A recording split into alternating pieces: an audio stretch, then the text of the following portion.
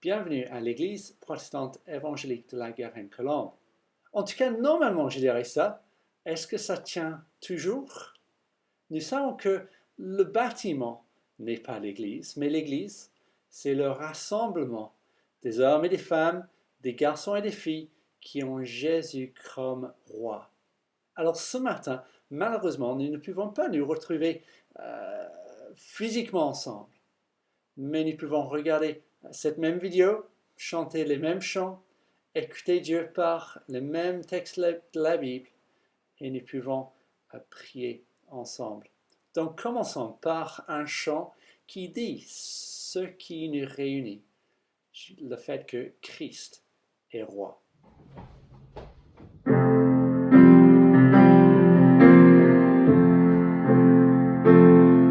Dans son amour, Dieu le Père envoya son Fils Jésus pour accorder la lumière à tous ceux qui sont perdus. Il descendit sur la terre, mais les hommes l'ont rejeté. Il leur allait au calvaire, mais Christ est ressuscité. Christ est roi, Christ est roi, Christ est roi des rois. Christ est roi, Christ est roi, Christ est roi des rois. Les croyants de tous les âges portent son nom sur leur cœur. Dans notre cœur il y a courage, car notre Dieu est un sauveur. Il va par toute la terre annoncer le Fils béni, faire de l'arbre la bannière sur laquelle il est écrit. Christ est roi, Christ est roi, Christ est roi des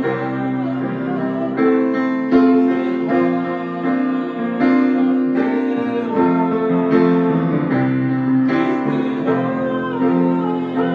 Christ est roi, Christ est roi des rois. Un jour les chrétiens du monde seront rassemblés par lui. Ils sortiront de leur tombe, car en lui ils ont la vie. Ils formeront un royaume, leur terre sera leur pays. Leur hymne sera un psaume, dans la gloire du Messie.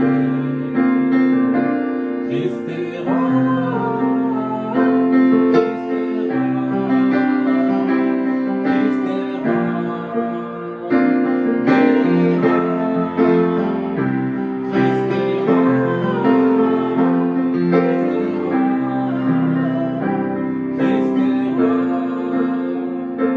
Christ est roi des rois. Dans la prédication, les adultes vont lire un texte de la Bible qui raconte une histoire triste, car la Bible n'est pas éloignée de la vie réelle, mais elle nous montre et elle interagit avec la souffrance, la tristesse, la douleur de la vie. La Bible nous explique aussi que ces problèmes, à la base, sont parce que nous tournons le dos à Dieu. Imaginez qu'un copain ou une copine vous fait un beau dessin et vous faites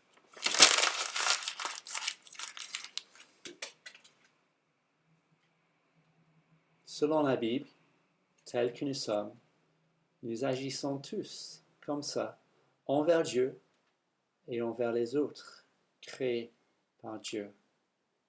L'apôtre Paul nous écrit: il n'y a pas de juste, pas même un seul. Aucun n'est intelligent, aucun ne cherche Dieu. Tous se sont détournés. Ensemble, ils se sont pervertis. Il n'y en a aucun qui fasse le bien, pas même un seul. Leur gosier est une tombe ouverte. Ils se servent de leur langue pour tromper. Ils ont sur les lèvres un venin de vipère. Leur bouche est pleine de malédiction et d'amertume. Leurs pieds courent pour verser le sang. La destruction et le malheur marquent leur passage. Ils ne connaissent pas le chemin de la paix. Il n'y a aucune crainte de Dieu devant leurs yeux. Mais chose incroyable, Dieu a tant aimé le monde qu'il a donné son Fils unique. Ce n'est pas un monde tout propre, tout sympa, mais c'est un monde qui fait ça à Dieu, à ceux créés par Dieu. Et Dieu a donné son Fils unique afin que nous ne périssons pas, mais afin que nous ayons la vie éternelle. Chantons de cet amour incroyable.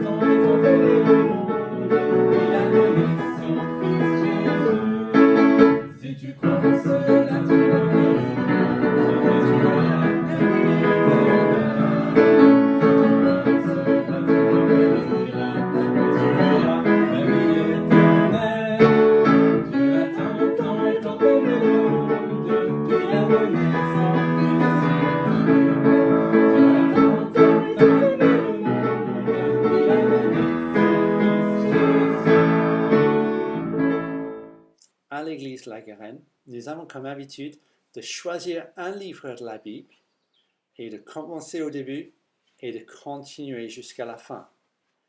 L'inconvénient, mais aussi l'avantage, c'est que cette habitude nous oblige de réfléchir aux textes de la Bible qui sont difficiles, que nous aurons préféré mettre à côté. Mais parce que nous croyons que toute la Bible est la parole de Dieu pour nous, parce qu'en tant que pasteur, nous voulons enseigner tout le conseil de Dieu. C'est une habitude qui nous aide. Mais ça veut dire qu'aujourd'hui, Samuel va prêcher à partir d'un texte qui raconte une histoire triste, voire une histoire cruelle. Ça veut dire aussi que je conseille les parents d'écouter d'abord, avant d'écouter avec leurs enfants. Mais si vous allez sur le site web de l'Église, vous allez trouver un canevas d'enseignement biblique parfaitement adapté pour les enfants. Et donc, je passe la parole à Samuel. Bonjour à tous. 25 janvier 2017. Alors que François Fillon se positionne bien pour espérer remporter la présidentielle en 2017, le voilà accusé et coupable de détournement de fonds. Les rêves de présidence s'envolent. Vendredi 14 février 2020, alors que le parti de la République en marche avait positionné un candidat qui avait tout pour remporter les municipales à Paris, voilà que l'affaire Griveaux fait surface. Une vidéo à caractère sexuel est diffusée mettant en cause son intégrité. Le candidat se retire. Un constat reste frappant. Un jour ou l'autre, on sera déçu parce qu'on croyait fiable. On découvre alors la noirceur du péché, soit dont les gens sont coupables, soit dont ils sont victimes. Et là, tout capote à des degrés différents lorsqu'on se confie en des hommes, des gens, des projets. Le péché continue de faire des dégâts dans les vies et on tombe de haut. Dans ces moments, que nous reste-t-il comme espérance? Et alors qu'on est en train de voir dans le livre de la Genèse comment Dieu est en train d'accomplir son plan de salut du monde à travers une famille complètement dysfonctionnelle, dont Jacob est d'ailleurs le porteur de la promesse, où placer notre espérance? Jacob est-il un bon leader ou va-t-il nous décevoir lui aussi? On a vu la semaine dernière le point haut de la vie de Jacob dans Genèse 32 et 33. En effet, Jacob fait une rencontre des plus frappantes avec Dieu, ce qui l'a amené à se réconcilier avec l'Éternel. Puis sa réconciliation en a amené une autre, celle avec Ésaü, son frère. C'est encourageant, n'est-ce pas? Dès Genèse 3, Dieu avait promis que le mal serait terrassé. Et après Genèse 33, on a vraiment l'impression qu'on est presque sur le point de le faire. Jacob a maintenant une bonne relation avec Dieu et tout est en train de se passer pour le mieux. Si les choses avaient mal débuté, elles sont en train maintenant de se régler. Il y a eu le déclic. Ça y est, on est sorti d'affaires. Tout va bien se passer maintenant. Toutes les nations vont être bénies par la descendance d'Abraham et Jacob est devenu un bon chef de file de cette promesse divine. Fini toutes ces ruses, fini ces mauvais comportements. D'ailleurs, Jacob, qui veut dire le trompeur, a changé de nom. Il s'appelle maintenant Israël, celui qui lutte ou qui persévère avec Dieu, parce qu'il a eu cette rencontre frappante avec Dieu. Lisons maintenant Genèse 34, c'est à la page 25 des Bibles blanches comme celle-ci, si vous en avez une chez vous, page 25 Genèse 34. Dina, la fille que Léa avait donnée à Jacob, sortit pour voir les filles du pays. Sichem, fils de Hamor, le prince du pays, la vit. Il l'enleva et coucha avec elle, il la viola. Il s'attacha à Dina, la fille de Jacob, il aima cette jeune fille et parla à son cœur. Sichem dit alors à son père Hamor, « Donne-moi cette jeune fille pour femme. » Jacob apprit qu'il avait déshonoré sa fille Dina. Comme ses fils étaient au champ avec son troupeau, il garda le silence jusqu'à leur retour. Hamor, le père de Sichem, alla trouver Jacob pour lui parler. Les fils de Jacob revenaient des champs lorsqu'ils apprirent la nouvelle. Ces hommes furent irrités et se mirent dans une grande colère parce que Sichem avait commis un acte odieux contre Israël. Il avait couché avec la fille de Jacob, ce qui n'aurait pas dû se faire. Hamor leur tint ce discours. « Mon fils Sichem est tombé amoureux de votre fille. Donnez-la lui aussi pour femme. Je vous en prie, alliez-vous par mariage avec nous. Vous nous donnerez vos filles et vous prendrez les nôtres pour vous. Vous habiterez avec nous et le pays sera à votre disposition. Restez pour y faire du commerce et y acquérir des propriétés. » Sichem dit au père et aux frères de Dina, « Si seulement je trouve grâce à vos yeux, je donnerai ce que vous me direz. Réclamez-moi une forte dot et beaucoup de cadeaux et je donnerai ce que vous me direz, mais accordez-moi la jeune fille pour femme. » Les fils de Jacob répondirent en parlant avec ruse à Sichem et à son père Hamor, parce que Sichem avait déshonoré leur sœur Dina. Ils leur dirent, « Donner notre sœur à un homme incirconcis, c'est quelque chose que nous ne pouvons pas faire. Ce serait une honte pour nous. Nous ne donnerons notre accord qu'à la condition que vous deveniez pareil à nous et que tout homme parmi vous soit circoncis. Alors, nous vous donnerons nos fils et nous prendrons les vôtres pour nous. Nous habiterons avec vous et nous formerons un seul peuple. En revanche, si vous ne voulez pas nous écouter et vous faire circoncire, nous prendrons notre fille et partirons. » Hamor et son fils Sichem approuvèrent ces paroles. Le jeune homme ne tarda pas à faire ce qui avait été dit, car il aimait la fille de Jacob. Il était estimé de tous chez son père. Hamor et son fils Sichem se rendirent à la porte de leur ville et dirent à leurs concitoyens, « Ces hommes ont des intentions paisibles envers nous, qu'ils restent dans le pays et qu'ils y fassent du commerce. Le pays est assez vaste pour eux. Nous prendrons leurs filles pour femmes et nous leur donnerons nos filles. Cependant, ces hommes ne seront d'accord d'habiter avec nous pour former un seul peuple qu'à la condition que tout homme parmi nous soit circoncis, tout comme ils sont eux-mêmes circoncis. Leurs troupeaux, leurs biens et tout leur bétail ne nous appartiendront-ils pas? Acceptons seulement leurs conditions pour qu'ils restent avec nous. » Tous ceux qui étaient venus à la porte de la ville écoutèrent Hamor et son fils Sichem. Tous les hommes se firent circoncire, tous ceux qui étaient venus à la porte de la ville. 3 jours plus tard, alors qu'ils étaient souffrants, Simeon et Lévi, 2 fils de Jacob, frères de Dina, prirent chacun leur épée, surprirent la ville qui se croyait en sécurité et tuèrent tous les hommes.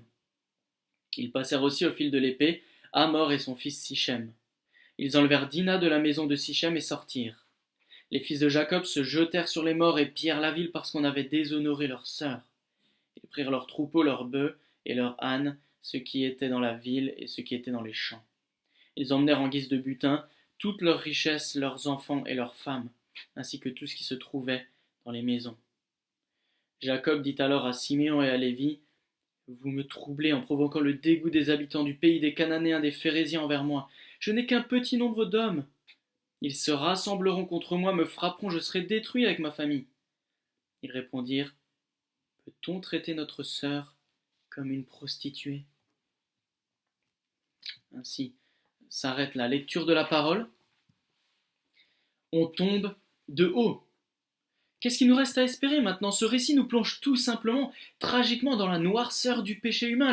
Le péché fait des dégâts, tout le monde souffre et fait des mauvais choix ou pas de choix du tout. Même on commence avec un acte odieux dans les versets 1 à 3. On se souvient dans Genèse 33, les versets 18 à 20, que Jacob et toute sa famille arrivent à Sichem. Ils ont même construit un autel pour lui rendre gloire, mais c'est alors qu'on se retrouve face à un drame horrible maintenant. Sichem voit Dina se balader, il l'enlève, il la viole. Il a ensuite ce désir de la garder près de lui et va faire tout pour ça. Et puis on a, versets 4 à 7, un père absent, un père passif. On s'attend à une réaction de Jacob, son père. Pour ceux qui sont parents, imaginez la douleur. Imaginez le déshonneur, l'horreur de ce qui vient de se passer. Comment réagiriez-vous? Jacob est tragiquement passif. On sait qu'il a appris ce qui vient de se passer. Au verset 5, la première partie du verset. Mais son silence nous laisse sans voix. Regardez au verset 5, la deuxième partie. Il garde le silence jusqu'à leur retour, jusqu'au retour de ses fils. Ce sont les fils de Jacob qui vont maintenant prendre les choses en main. Lorsqu'ils apprennent la nouvelle, ils furent irrités et se mirent dans une grande colère. Au verset 7. Et ils ont raison d'être irrités, d'être énervés, d'être en colère. C'est pour l'instant une juste réaction de leur part, et c'est là que la passivité de Jacob, elle nous fait tomber de haut. Il aurait dû être irrité comme ses fils. Parce que, verset 7, Sichem avait commis un acte odieux contre Israël. Il avait couché avec la fille de Jacob, ce qui n'aurait pas dû se faire. Le narrateur de ce texte est clair. Ce que Sichem a fait est condamnable et absolument insupportable. On a maintenant un marchandage absolument honteux, jusqu'au verset 12. Dina va faire l'objet d'un marchandage honteux. Hamor, le père de Sichem, marchande pour obtenir Dina. Il veut faire alliance avec les Israélites. Il propose un partage mutuel de ressources au verset 9 et 10. Est-ce qu'on s'imagine la scène? Dina vient de se faire violer. Et la famille du violeur, elle propose un arrangement matériel pour compenser ça. Quelle horreur! Est-ce que Dina ne serait qu'un bien à marchander? Sichem, de son côté, est loin de regretter ce qu'il a fait. Il ne demande jamais pardon. Au lieu de ça, il réclame la grâce des frères de Dina au verset 11. Il veut arriver à ses fins, il veut avoir Dina. Demandez-moi ce que vous voulez, mais accordez-moi la jeune fille pour femme au verset 12. On marche sur la tête. Et on a maintenant affaire à une ruse coupable dans les versets 13 à 17. Comment est-ce qu'ils vont réagir, les fils de Jacob? Eh bien, tel père, tel fils. Ils répondent en parlant avec ruse au verset 13. En gros, ils ont une idée derrière la tête, ils vont accepter de faire alliance, de donner Dina comme femme à Sichem à une condition, que tous les hommes de la ville se fassent circoncire, au verset 15. Et encore une fois, en lisant ça, on a l'impression de marcher sur la tête. Prenons conscience que c'est la lignée de Jacob qui demande ça. Ce sont eux qui vont ensuite porter la promesse de Dieu d'être une bénédiction pour les nations. Et qu'est-ce qu'ils proposent? Ils bafouent le signe de l'alliance avec Dieu pour servir leur propre intérêt. Ils utilisent le signe de l'alliance comme moyen de ruse. La circoncision, le rite au cœur de leur foi. Ils traitent l'alliance de Dieu à la légère. C'est Dieu qui est bafoué ici. Parce que souvenons-nous que ce que Dieu a dit par rapport à ce signe à Abraham, dans Genèse 17, le verset 11, où il dit « Vous circoncirez, et ce sera un signe d'alliance entre moi et vous, entre Dieu et son peuple. » Au verset 11 de Genèse 17. Une alliance perpétuelle inscrite dans leur chair. Et les fils de Jacob utilisent ça comme un moyen de marchander. C'est comme si aujourd'hui on noyait quelqu'un pendant un baptême, quelque chose de si précieux qui devient quelque chose d'horrible. Et là, Hamor et Sichem vont utiliser ça, une opportunité grotesque.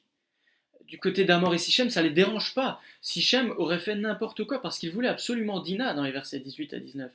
Alors le père et le fils vont maintenant motiver toute leur ville à se faire circoncire en faisant miroiter l'appât du gain. Ils commencent par les rassurer sur les intentions des Israélites et par leur montrer que c'est dans leur intérêt personnel de faire alliance avec les Israélites. C'est en fait du gagnant-gagnant, verset 21. Une seule chose à faire, se faire circoncire, au verset 23. Il n'en fallait pas plus pour que toute la ville approuve les paroles d'Hamor et Sichem. L'intérêt personnel guide tous ces choix ici, et tous les hommes d'habitants de Sichem, au verset 24, se firent circoncire. Tous ceux qui étaient venus à la porte de la ville. C'est grotesque. Et on a maintenant affaire à une trahison sanguinaire. La ruse a fonctionné. Pendant la période de convalescence des hommes de la ville de Sichem, les fils de Jacob en profitent et principalement 2 frères, chefs de file.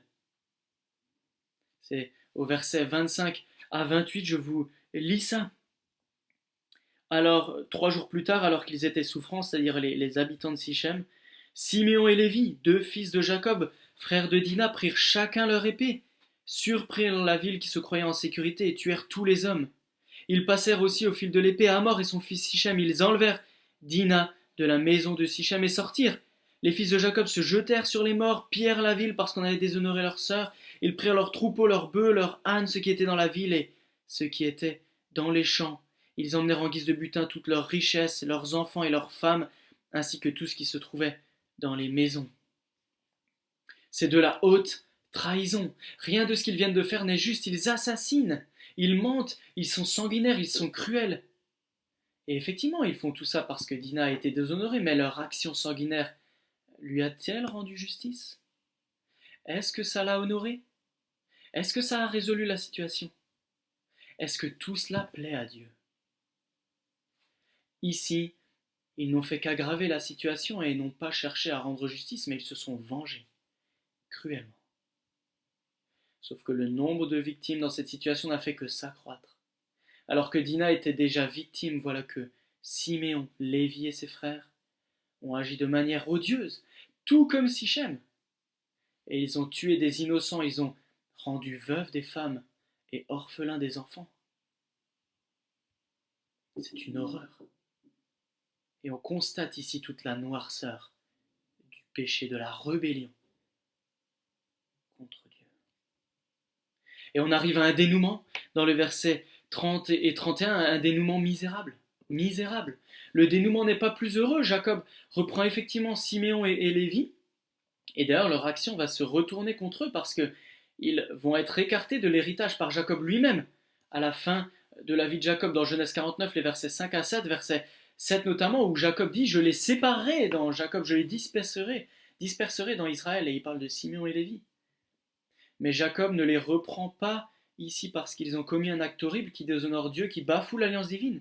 Non, il les reprend parce qu'il craint que tout cela n'attire les foudres des autres peuples sur lui et sa famille, et qu'il meure. Il se soucie davantage des retombées politiques que de l'honneur de Dina et l'honneur de l'Éternel. Quelle honte! Jacob ne propose aucune solution, il ne se soucie pas de la justice, mais il a peur pour sa vie. De leur côté, la réponse de Siméon et Lévi est symptomatique de leur état de cœur. Verset 31, peut-on traiter notre sœur comme une prostituée? Bien sûr qu'ils ont eu raison de se mettre en colère lorsqu'ils ont appris que Dina a été violée au verset 7. C'est horrible et ils ont raison de se mettre en colère. Mais c'est bien la seule bonne réaction qu'ils ont eue face à la situation. Parce qu'ensuite ils se sont vengés, ils ont agi de manière odieuse avec ruse et pas de manière juste qui reflète l'Éternel. Ici encore, là dans ce passage, ils ne voient pas le problème. C'est limite s'ils ne disent pas « quoi, j'ai rien fait de mal ».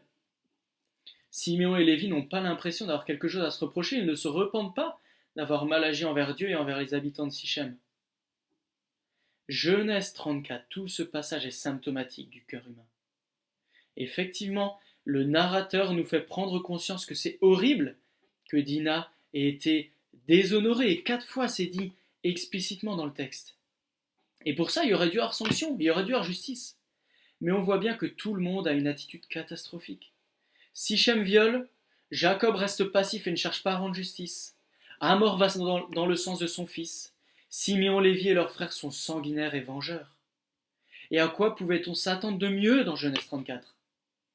Dieu n'est pas mentionné une seule fois.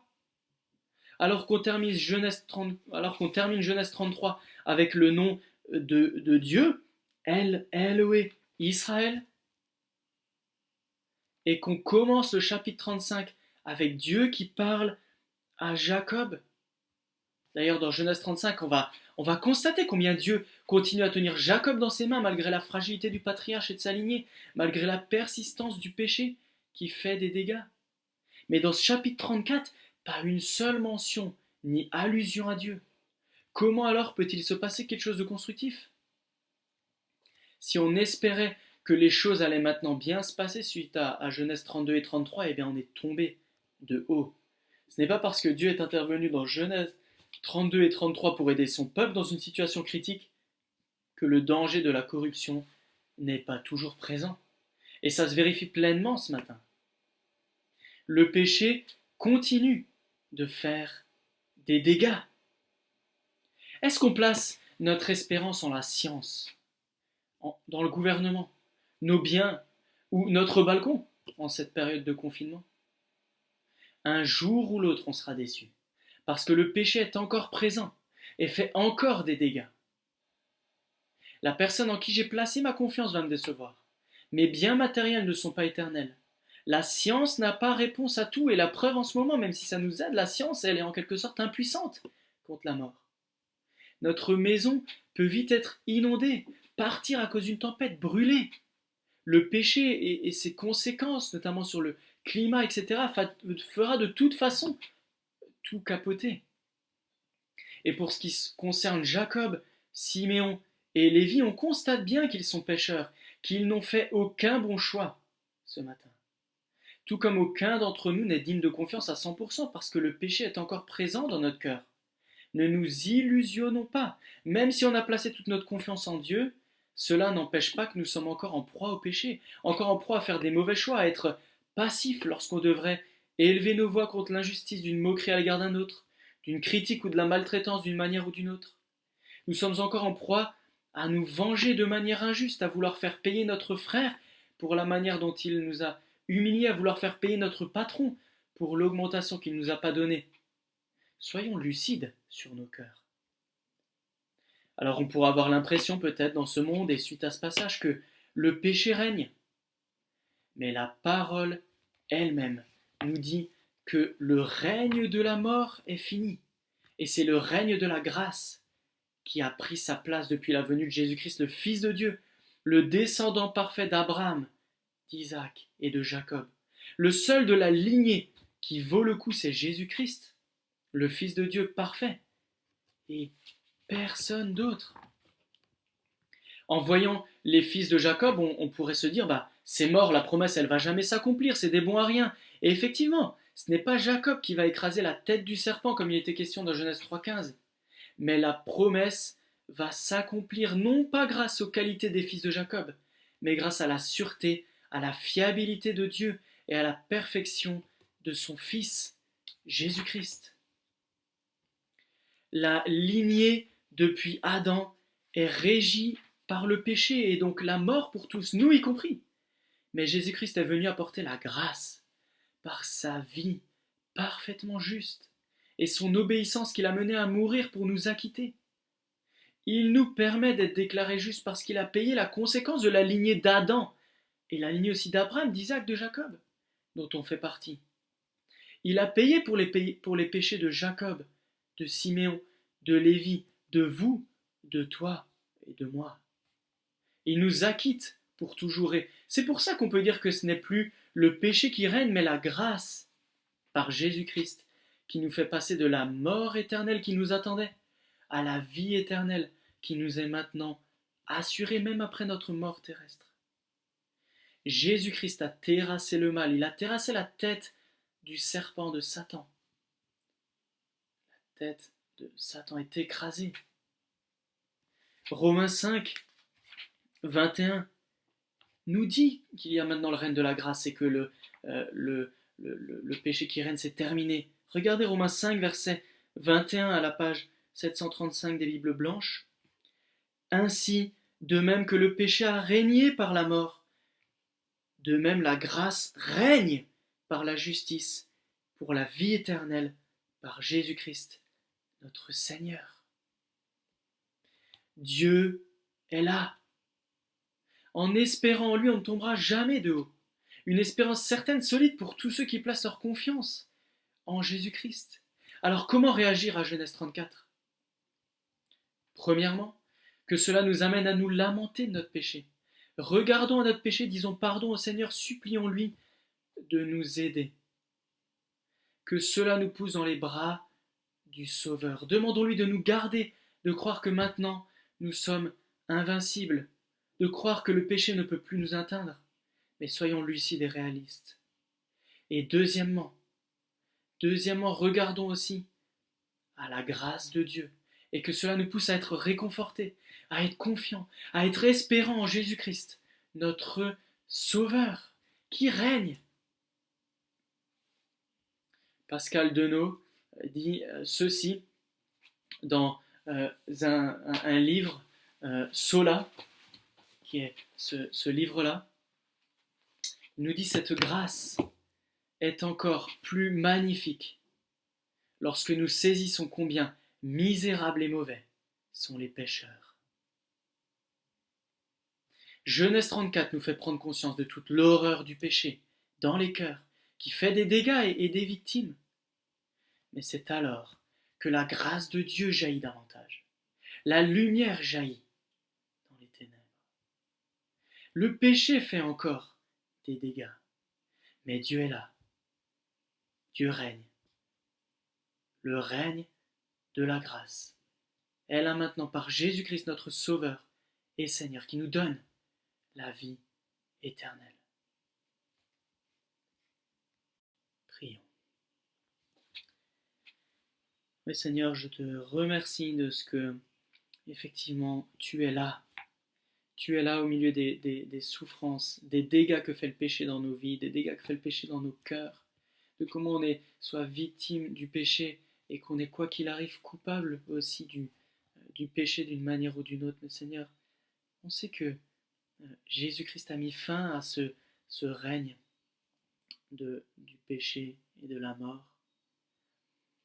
Et que maintenant c'est le règne de la grâce qui est là. Et même si le péché est encore présent, qu'on voit encore toute la noirceur du péché dans nos cœurs, Seigneur, on sait que Jésus-Christ a vaincu, qu'on peut avoir la vie éternelle grâce à Jésus-Christ. On peut se savoir dans tes mains. C'est toi qui tiens les choses et que nous reste-t-il à espérer ? Espérer en toi, Seigneur, qui est notre Dieu, fiable, sûr, qui mène la promesse à son accomplissement. On sait qu'un jour on sera avec toi, qu'il n'y aura plus ni deuil, ni souffrance, ni larmes, ni rien du tout. Le péché ne sera plus là quand Jésus va revenir. Et en attendant, Seigneur, pardonne-nous, pardonne-moi pour mon péché, donne-moi d'avoir une vue réaliste aussi de tout cela et de te demander pardon, de me repentir de comment de nombreuses fois encore je m'éloigne de toi par des attitudes qui ne te plaisent pas, qui ne t'honorent pas. Mais Seigneur, merci pour ta grâce, parce que tu veux vraiment nous pardonner, tu nous pardonnes, tu nous rétablis. On peut toujours venir vers toi, quoi qu'il arrive. Merci, Seigneur, pour ta grâce au milieu des ténèbres. Amen. Nous allons chanter une prière qui confesse notre péché, qui demande protection des dangers qui nous entourent, qui nous exhorte de lever les yeux vers l'horreur du jour nouveau que Jésus dévoilera. Ô, prends ma âme.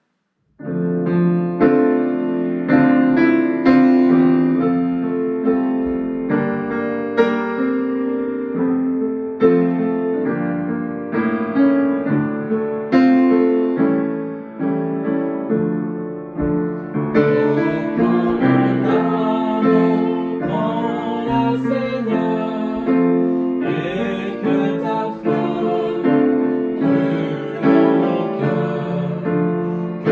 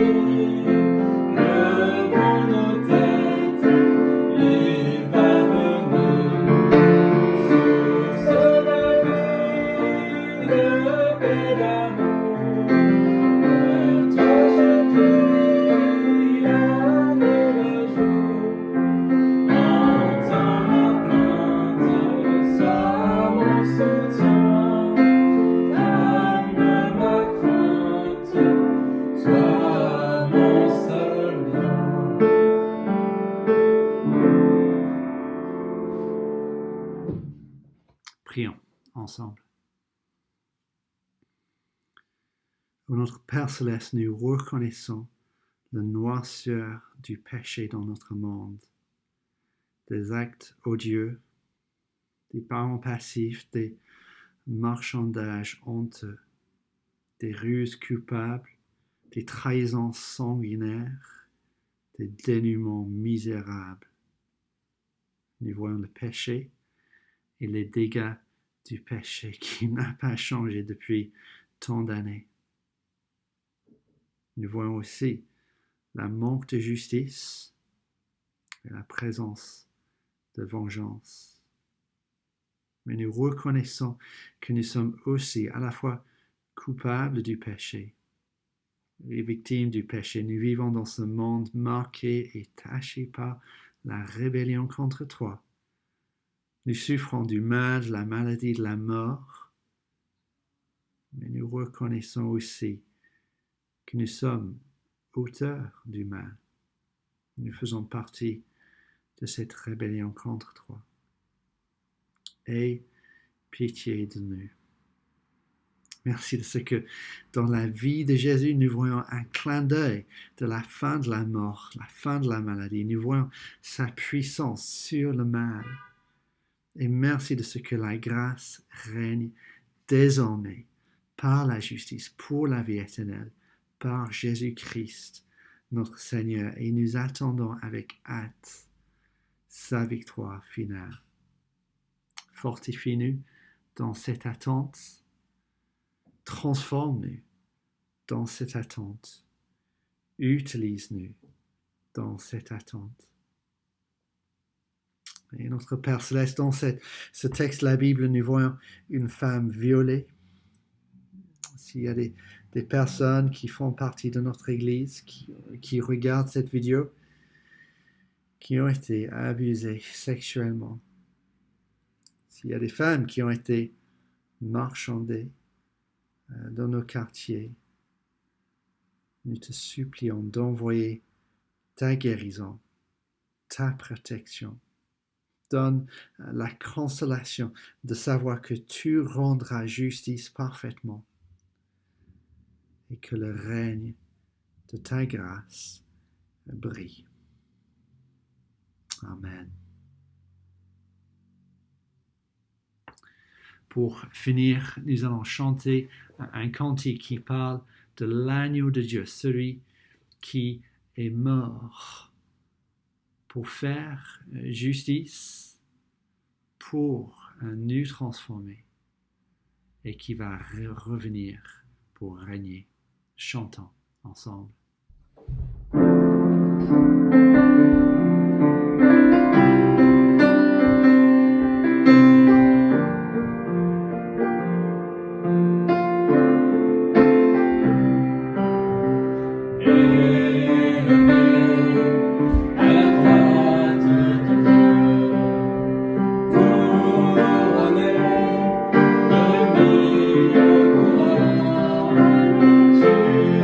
Transporté comme un seul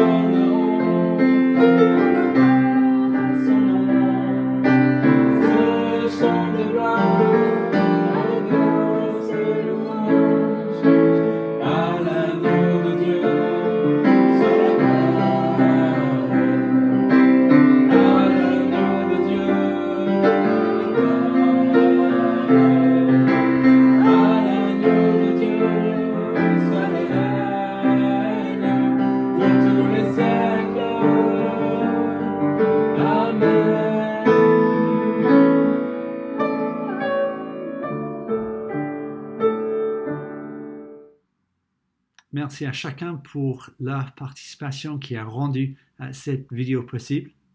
Nous allons prendre quelques instants pour parler des activités de l'Église.